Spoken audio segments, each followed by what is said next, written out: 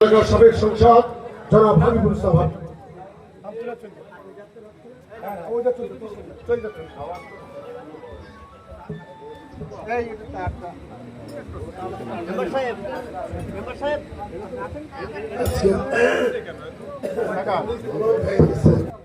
আমরা দেখতে পাচ্ছি সাবেক এমপি হাবিব সাহেব বক্তব্য রাখছে।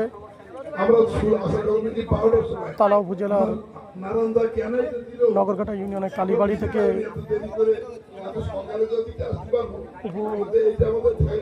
এমপি হাবিব সাহেব বক্তব্য রাখছেন। আমরা সবাই দেখতে থাকি।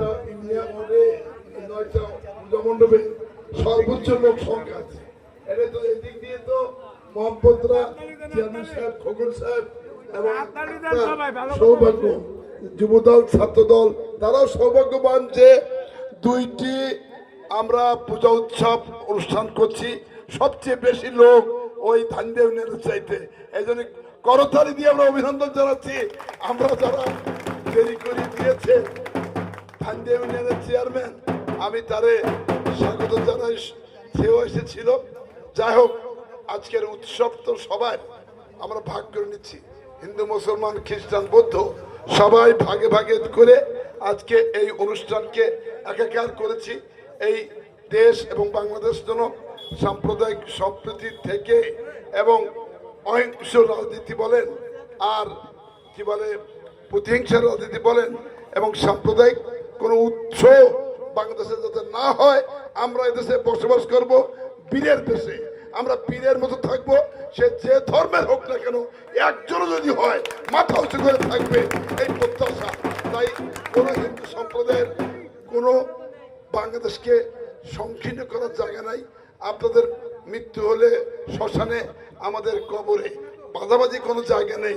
এখন ধর্মের ক্ষেত্রে আমাদের ভিন্নতা থাকতে পারে, কাজের ক্ষেত্রে আমাদের কোনো ভিন্নতা নেই। আমরা চাকরি করি একই অফিসে, আমরা বসবাস করি পাশাপাশি, আমরা খাওয়া দাওয়া তো একই, না ভিন্ন খাই? ভিন্ন খাই। তাহলে এই যারা এটাকে দুর্বল করে পুঁজি করত, আমরা বিশ্বাস করি না তারা এই ভুল স্বর্গে বসবাস করে এটা জিম্মি করে রাখার প্রক্রিয়া ছিল। আজ থেকে আমরা বিশ্বাস করি বাংলাদেশের প্রতিটি মানুষের, প্রতিটা ইঞ্চি মানুষ তারা যেন সহভাবে বসবাস করবে, এটা আমাদের মানসিকতা। তাই স্রষ্টার ইবাদত, সৃষ্টির সেবা, আমরা যদি আপনাদের সেবা করতে পারি তাহলে স্রষ্টার পরকাল পাবো। শুধু নামাজ রোজা করেই তো পরকাল হয় না, আর শুধু হরে কৃষ্ণ হরে রাম বলে যে একেবারে পরকাল পাওয়া যাবে, আর কাজগুলো থাকবে অনৈতিক, অযৌক্তিক,